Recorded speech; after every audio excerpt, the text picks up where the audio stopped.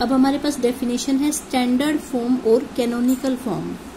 Suppose n कोई भी natural number है ग्रेटर देन 1, तो हम कब कहेंगे कि n is said to be expressed in the standard form और in canonical form if n is equal to p1 raise to the power a1 into p2 raise to the power a2 into p3 raise to the power a3 up to pk raise to the power ak, जिसमें p1, p2, p3, pk ये तो सारे क्या हैं prime numbers, and p1 is less than p2 is less than p3 and up to less than pk।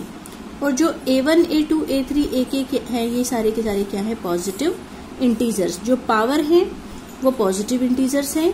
जो नीचे base में लिखे हुए हैं p1, p2, p3, pk ये सारे क्या है प्राइम नंबर्स हैं और इंक्रीजिंग ऑर्डर में इनको हमने सेट किया हुआ है।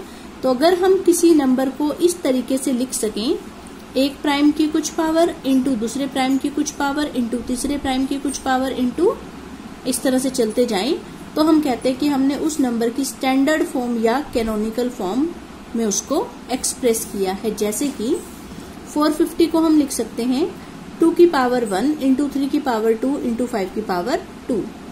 650 को हम लिख सकते हैं 2 की पावर 1 इंटू 5 की पावर 2 इंटू 13 की पावर 1।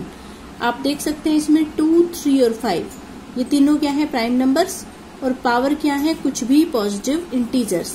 यहाँ पर 2, 5 और 13 ये तीनों क्या है प्राइम नंबर्स, पावर क्या हो सकती है कोई भी पॉजिटिव इंटीजर्स। ठीक है, तो अगर किसी नंबर को हम इस फॉर्मेट में लिखते हैं तो हम कहते हैं कि हमने उसको स्टैंडर्ड फॉर्म या कैनोनिकल फॉर्म में एक्सप्रेस किया है। ठीक है, इसके बाद है हमारे पास सपोज दो नंबर्स है x और y। x की स्टैंडर्ड फॉर्म ये है मान लो और y की स्टैंडर्ड फॉर्म ये है। इनमें क्या है प्राइम्स तो सेम है बट उनकी पावर्स हो सकता है अलग अलग हो सकता है सेम हो। बस हमने ये लिख दी भाई पावर जो है वो पॉजिटिव इंटीजर्स है। ठीक है, तो x और y की GCD कैसे निकालेंगे और x और y की एलसीएम कैसे निकालेंगे, इसका एक शॉर्ट फॉर्मूला है। GCD निकालने का फॉर्मूला है p1 की power minimum of alpha 1 and beta 1, p2 की power minimum of alpha 2 and beta 2, pk की power minimum of alpha k and beta k। GCD निकालते हुए प्राइम्स तो सारे लिखे हैं, बस उनकी जो पावर है वो हमने मिनिमम वाली रखी है। इन दोनों में से इनमें से जो मिनिमम है वो p1 की पावर, इन दोनों में से जो मिनिमम है वो p2 की पावर, इन दोनों में से जो मिनिमम है वो p3 की पावर, इन दोनों में से जो मिनिमम है वो pk की पावर। जबकि एलसीएम करते हुए हमने मैक्सिमम पावर्स ली हैं। ठीक है, p1 की maximum power of alpha 1 beta 1, alpha 1 और बीटा 1 में से जो मैक्सिमम पावर है वो हमें किसकी लेनी है p1 की। अल्फा 2 और बीटा में से 2 में से जो मैक्सिमम पावर है वो हमें किसकी लेनी है p2 की। ऐसे ही अल्फा की और बीटा के में से जो मैक्सिमम पावर है वो हमें किसकी लेनी है pk की। तो GCD निकालते हुए मिनिमम पावर लेनी है जबकि एलसीएम निकालते हुए मैक्सिमम पावर्स लेनी है। अब जैसे कि ये एग्जांपल है, हमें GCD और एलसीएम निकालना है लेकिन पहले हमें उसको कैनोनिकल फॉर्म में लिखना है।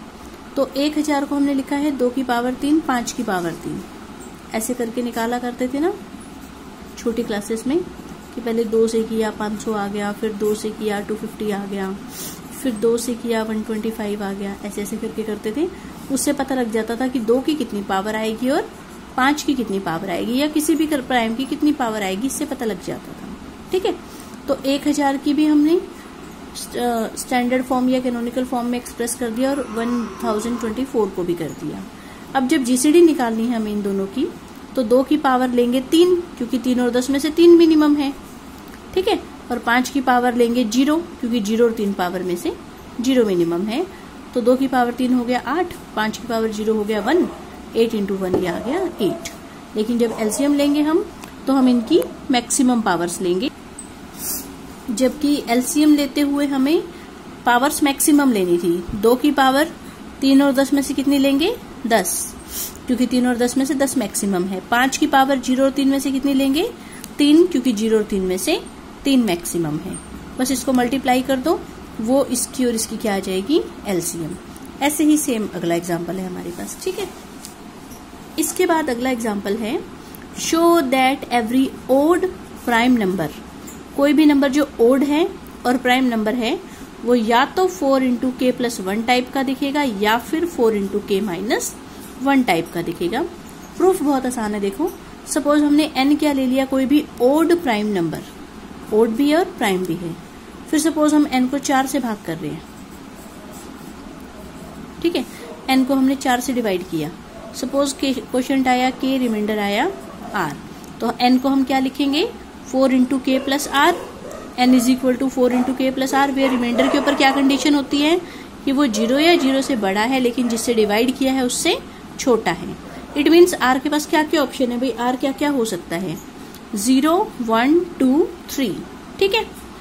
अब मान लो r की वैल्यू 0 होती तो n कितना आता 4k, अगर r की वैल्यू 1 होती तो n कितना आता 4k प्लस 1, अगर r की वैल्यू 2 होती तो 4k प्लस 2, और अगर r की वैल्यू 3 होती तो n कितना आता 4k प्लस 3, ठीक है। अब देखो सपोज n की वैल्यू 4k है या n की वैल्यू 4k प्लस 2 है। 4k और 4k प्लस 2, 4k प्लस 2 को क्या लिखेंगे 2 इंटू 2k प्लस 1, और 4k को क्या लिख दूंगी मैं 2 इंटू 2k। ये नंबर भी 2 का मल्टीपल है, ये नंबर भी 2 का मल्टीपल है, तो ये भी इवन नंबर है, ये भी इवन नंबर है, जबकि हमें n क्या दे रखा था ओड नंबर। इसका मतलब ये वाली पॉसिबिलिटी भी खत्म और ये वाली पॉसिबिलिटी भी खत्म, क्योंकि ये भी इवन नंबर है, ये भी इवन नंबर है, जबकि n हमें क्वेश्चन में ओड नंबर दे रखा था, तो ये वाले तो दोनों ऑप्शन ही खत्म हो गए। तो n के पास क्या क्या ऑप्शन हो सकती है, या तो वो 4k प्लस 1 टाइप का दिखेगा या फिर वो 4k प्लस 3 टाइप का दिखेगा, ठीक है। अब 4k प्लस 3 इसको हम ऐसे लिख सकते हैं 4k प्लस 3, इसको हम लिख सकते हैं 4k प्लस 4 माइनस 1, 3 की जगह क्या लिख दिया 4 माइनस 1। इसमें से क्या कॉमन आ गया 4, बचा क्या k प्लस 1 माइनस 1, इसको k डैश नाम दे दिया, तो ये हो गया 4 इंटू के डैश माइनस 1। इसका मतलब जो number 4 into something plus 3 type का दिखाई दे रहा है वो नंबर पक्का 4 इंटू समथिंग माइनस 1 टाइप का भी दिखाई देगा, ठीक है। तो 4k प्लस 3 कहो या 4 इंटू समथिंग माइनस 1 कहो, एक ही बात है। इसका मतलब n के पास क्या क्या ऑप्शन है, या तो वो 4 इंटू समथिंग प्लस 1 टाइप का दिखेगा या फिर वो 4 इंटू समथिंग माइनस 1 टाइप का दिखेगा, और यही हमें प्रूफ करना था, ठीक है। इसी तरह से बिल्कुल अगला क्वेश्चन है, हमें शो करना है there are infinitely many primes of the form 4n plus 3, 4n plus 3 type के कितने प्राइम नंबर हो सकते हैं। हमें शो करना है ऐसे इनफाइनाइटली मैनी प्राइम नंबर हो सकते हैं। सो हमें प्रूफ करना है कि 4n प्लस 3 टाइप के इनफाइनाइटली मैनी प्राइम होने चाहिए, लेकिन हम इसका उल्टा मान लेते हैं कि let the number of primes of the form 4n plus 3 be finite. ऐसे ऐसे टाइप के कितने प्राइम नंबर है काउंटिंग में हमने मान लिए फाइनाइट है, और हम कॉन्ट्रडिक्शन लाएंगे।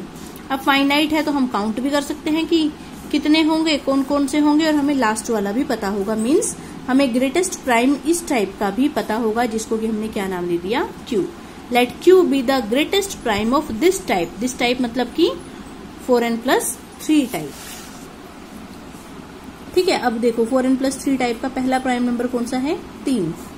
n की वैल्यू 0 ली तो 3 आ गया, n की वैल्यू 1 ली तो 7 आ गया, n की वैल्यू 2 ली तो 11 आ गया।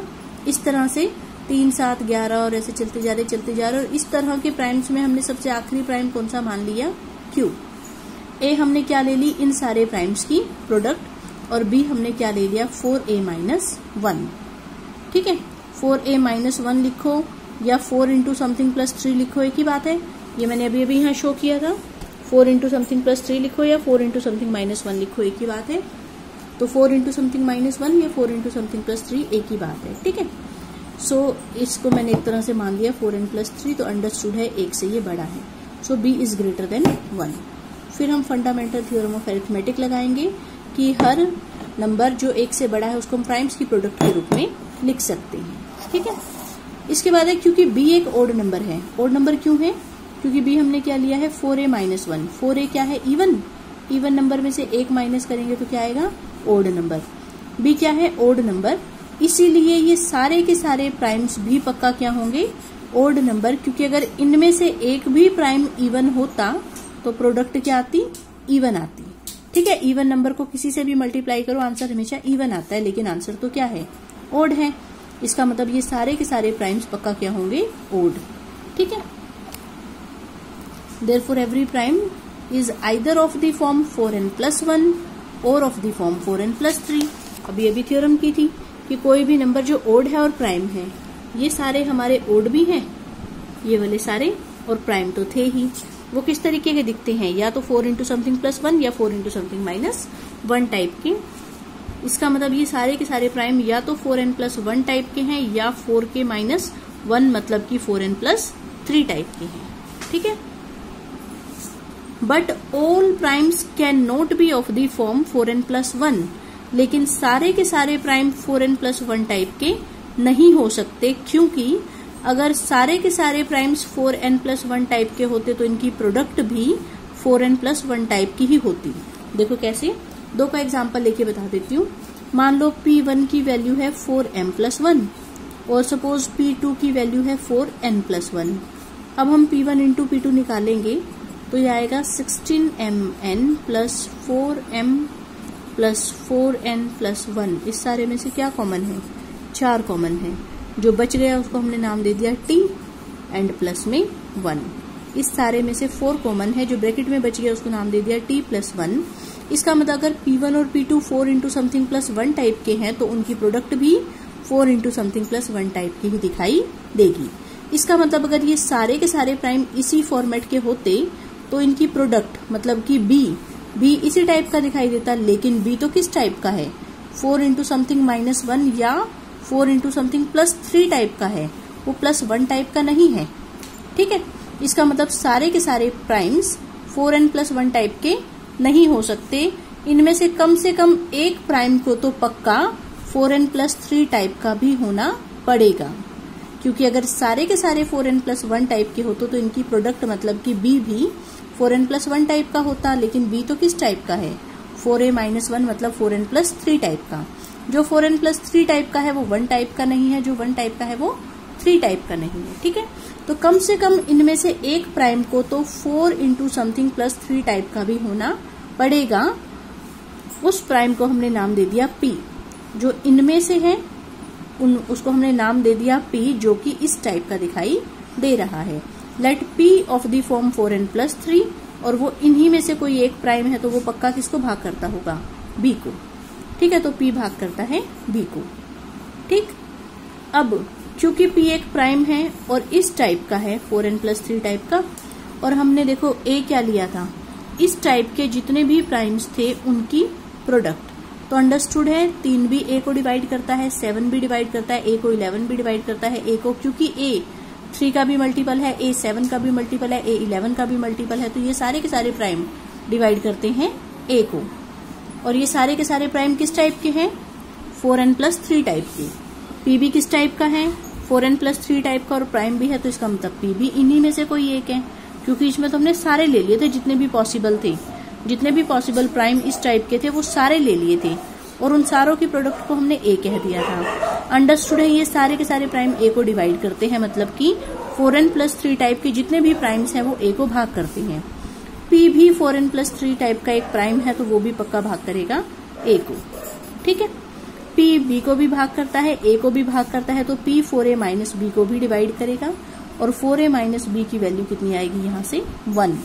सो P डिवाइड कर गया 1 को, and this is not possible क्योंकि P एक प्राइम नंबर है और प्राइम नंबर कभी भी 1 को डिवाइड नहीं करता। सो अवर सपोजिशन इज रॉन्ग। हमने क्या मान लिया था कि इस टाइप के प्राइम्स काउंटिंग में फाइनाइटली मैनी है, तो कॉन्ट्राडिक्शन आ गई। इसका मतलब इस टाइप के प्राइम्स काउंटिंग में कितने होंगे, इनफाइनाइटली मैनी। नेक्स्ट है, इस टाइप के प्राइम्स भी काउंटिंग में कितने होंगे, इनफाइनाइटली मैनी। इसका प्रूफ सेम इसी तरह से आ जाएगा, बस यहाँ पर हमने 4n+3 टाइप के ले रहे थे, यहाँ पर हम 6n+5 टाइप के ले रहे हैं। प्रूफ बिल्कुल उसी तरह से चलेगा, बस यहाँ हमने B लिया था 4 इंटू A-1, यहाँ हम B लेंगे 6 इंटू A-1।